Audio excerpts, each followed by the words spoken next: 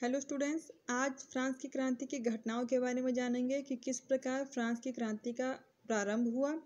इसके पहले के वीडियो में हमने फ्रांसीसी क्रांति के कारणों के बारे में जाना था कि उस समय फ्रांस की राजनीतिक स्थिति कैसी थी, आर्थिक स्थिति कैसी थी और सामाजिक स्थिति कैसी थी। इसके पहले बताया जा चुका है कि फ्रांस की आर्थिक स्थिति लुई 14 के समय से ही खराब चल रही थी और उसके उत्तराधिकारियों के समय वहाँ की आर्थिक स्थिति और दयनीय होगी। तो इसी आर्थिक स्थिति को सुधारने के लिए लुई 16 ने 1789 में एक स्टेट्स जनरल का अधिवेशन बुलाया। ये स्टेट्स जनरल 3 विभागों से मिलकर बना हुआ था। ये 3 विभाग हैं, पहला है कुलीन वर्ग, दूसरा पादरी वर्ग, तीसरा जनसाधारण वर्ग। इसके पहले ये बताया जा चुका है कि कुलीन वर्ग और पादरी वर्ग ये दोनों वर्ग समाज में उच्च स्थान प्राप्त थे।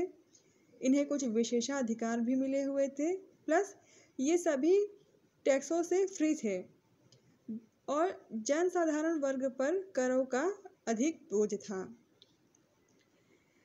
इन वर्गों के प्रतिनिधियों की संख्या लगभग एक समान थी, जिसके कारण अधिवेशन में कुलीन और पादरी वर्ग मिलकर जनसाधारण के प्रतिनिधियों के हितों की अवहेलना किया करते थे, जिससे जनसाधारण में असंतोष की वृद्धि हो रही थी।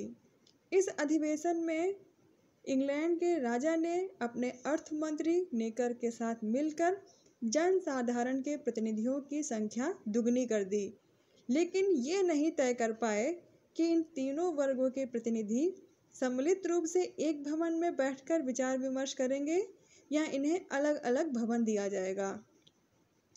तीसरा सदन जो था यानी कि जनसाधारण वर्ग, ये 90% जनता का प्रतिनिधित्व करता था। अब बात करते हैं स्टेट्स जनरल के सदस्यों का निर्वाचन यानी election of the member of states general. 1789 में स्टेट्स जनरल के सदस्यों का चुनाव किया गया, जिसमें 25 वर्ष की आयु से अधिक वाले व्यक्तियों को जो कि प्रत्यक्ष कर देते थे, वे इस चुनाव में भाग ले सकते थे। इस तरह तीनों वर्गों के प्रतिनिधियों का निर्वाचन हुआ और इन निर्वाचित सभाओं द्वारा स्टेट्स जनरल के सदस्यों का निर्वाचन किया गया। जब निर्वाचन हो गया और निर्वाचन करने के बाद नए सदस्य आए तो उन्होंने सुधारों और शिकायतों का एक मसविदा यानी कि एक प्रारूप तैयार किया, जिसे इतिहास में कहिया के नाम से जाना गया।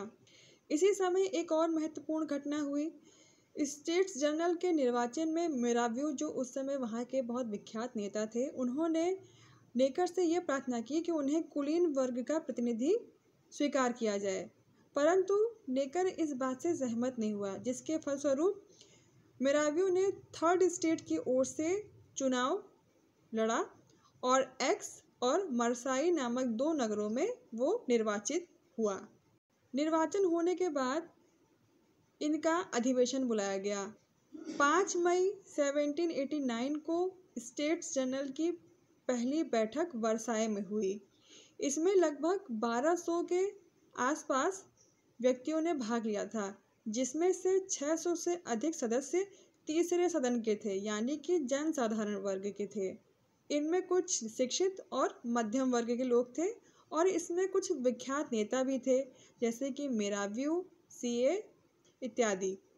लेकिन इस अधिवेशन में तुरंत ही एक विवाद आरंभ हो गया। विवाद इस बात को लेकर था कि कुलीन और पादरी वर्ग चाहते थे कि वोट भवन के अनुसार हो, यानी कि मतदान में एक व्यक्ति का मत ना मानकर एक सदन का मत माना जाए। लेकिन जनसाधारण के प्रतिनिधियों की मांग ये थी कि प्रत्येक प्रतिनिधि के अनुसार वोट का आधार निश्चित किया जाए, यानी कि प्रत्येक व्यक्ति का अपना मत माना जाए। कुलीन वर्ग और पादरी वर्ग जनसाधारण के मांगों को मानने के लिए तैयार नहीं थे, क्योंकि उनकी मांगों को मान लेने से उनके विशेषाधिकारों की समाप्ति हो जाती। अधिवेशन आरंभ हुआ और अधिवेशन के आरंभ में पहले के 2 वर्गों को यानी कि कुलीन वर्ग और पादरी वर्ग को अलग अलग भवन दिए गए, लेकिन तृतीय श्रेणी के लोगों को उनका पुराना भवन ही दिया गया। विवादों के कारण कोई भी कार्य सुचारू रूप से नहीं चल पाया। इसी बीच सीए ने, जो कि जन साधारण वर्ग के प्रतिनिधि थे, उन्होंने प्रथम और द्वितीय वर्ग को अपने वर्ग में यानी कि जन साधारण के वर्ग में सम्मिलित हो जाने के लिए आग्रह किया, लेकिन उच्च कुलीन सामंतों ने उनके इस आग्रह की ओर कोई ध्यान नहीं दिया। इस तरीके से तृतीय श्रेणी के प्रतिनिधियों ने अकेले ही अधिवेशन आरंभ करने का निर्णय लिया। इसी बीच एक और छोटी घटना हुई, क्योंकि छोटे पादरी जिनका नाम जेले था, उन्होंने अपना वर्ग छोड़कर यानी कि पादरी वर्ग छोड़कर जनसाधारण वर्ग में प्रवेश किया। ये कदम क्रांति का प्रथम चरण माना जाता है और 17 जून को इस तृतीय श्रेणी ने एक प्रस्ताव पारित करके अपने आप को राष्ट्रीय सभा यानी कि नेशनल असेंबली घोषित कर लिया। इसके अलावा एक और प्रस्ताव भी पास किया कि अगर भविष्य में कोई भी कर लगाया जाएगा तो बिना राष्ट्रीय सभा की अनुमति के नहीं लगाया जाएगा, यानी कि कोई भी कर लगाने से पहले राष्ट्रीय सभा की अनुमति लेना आवश्यक अनिवार्य होगा।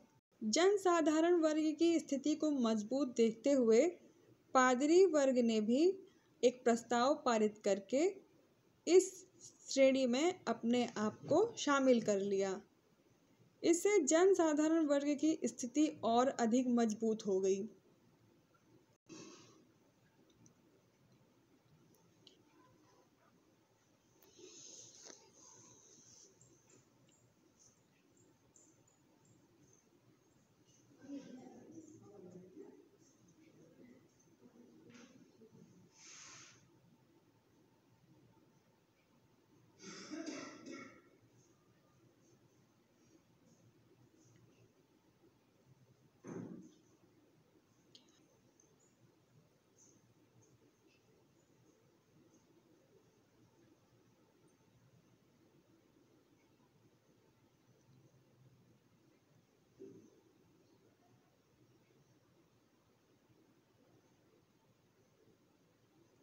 आखिर में विवश होकर राजा ने यह आदेश दिया कि कुलीन वर्ग और पुरोहित वर्ग यानी कि पादरी वर्ग जनसाधारण वर्ग के सदन में सम्मिलित हो जाएं और तीनों का सम्मेलन एक साथ किया जाए। इस प्रकार जनसाधारण प्रतिनिधियों के हाथों में सत्ता आ गई, उनकी स्थिति और भी अधिक सुदृढ़ हो गई। इसी बीच लुई 16 ने कुछ ऐसे कार्य किए जिससे फ्रांस की जनता में विद्रोह हो गया। उस समय फ्रांस में विदेशी सैनिकों की संख्या थी, जिनकी संख्या कुल 50,000 के आसपास थी। लुई 16 ने फ्रांस की जनता को भयभीत करने के लिए पेरिस और वर्साय में इन सैनिकों को तैनात करना शुरू कर दिया और अपने वित्त मंत्री नेकर को अपने पद से हटा दिया। नेकर बहुत ही योग्य मंत्री था और जनता के विषय में जो सुधार किए जा रहे थे उनका समर्थक भी था, इसलिए जनता में वो बहुत लोकप्रिय था। उसके पद से हट जाने से फ्रांस की जनता में बहुत ही ज़्यादा असंतोष व्याप्त हो गया और 12 जुलाई को पेरिस में एक जन समुदाय इकट्ठा होने लगा। लोग हथियार इकट्ठा करने लगे और जल्दी ही 10,000 की भीड़ इकट्ठी होना शुरू हो गई। अगला पॉइंट है बास्तील का पतन। तो हथियार प्राप्त करने के उद्देश्य से जनता ने 14 जुलाई को बास्तील पर आक्रमण किया, क्योंकि उन्हें इतने हथियार नहीं मिल पाए थे जितना कि उनका लक्ष्य था। 5 घंटे तक बहुत भयंकर युद्ध चला, जिसमें जनता के 200 प्रतिनिधि मारे गए थे। घमासान लड़ाई हुई और लड़ाई के बाद भीड़ में बास्तील पर अधिकार कर लिया।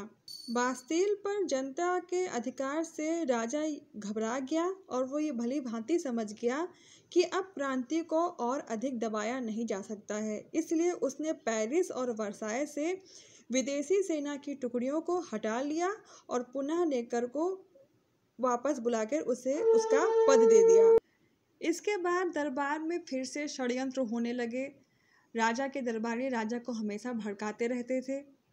राजा के दरबारी गण ये चाहते थे कि सेना बल के प्रयोग से राष्ट्रीय सभा को कुचल दिया जाए, लेकिन जैसे ही जनता को राजा और उसके दरबारियों के इन षड्यंत्रों का समाचार मिला, जनता क्रोधित हो उठी और उन्होंने विद्रोह कर दिया। लेकिन इस बार स्त्रियों ने मोर्चा संभाला और 15 अक्टूबर को पेरिस की 8-10 हजार स्त्रियां इकट्ठा हो गईं और हमें रोटी दो, वी वांट ब्रेड का नारा बुलंद करते हुए राजा के सामने वर्साए पहुंच गईं। स्त्रियों के इस जुलूस के साथ बहुत से क्रांतिकारी भी शामिल हो गए और 6 अक्टूबर को भीड़ ने राजमहल के दरवाजे तोड़ दिए, राजा के रक्षकों को मार दिया और महल पर अपना अधिकार कर लिया। राजा और उसका पूरा परिवार इन जन समूह के अधिकार में आ गए थे। राजा और उसके राज परिवार को पेरिस के एक पुराने महल में बंदी बनाकर रखा गया था। लेकिन 20 जून को गुप्त रूप से भेष बदलकर राजा, रानी और उसका पुत्र पेरिस से मेज की तरफ भाग गए थे। लेकिन रास्ते में ही वारेन नामक एक स्थान पर राजा को गिरफ्तार कर लिया गया और उसे पुनः पेरिस में वापस लाया गया। राजा के भाग जाने से पेरिस की जनता ने उसे गद्दार घोषित कर दिया और उसे राज सिंहासन से हटाने की मांग करने लगे।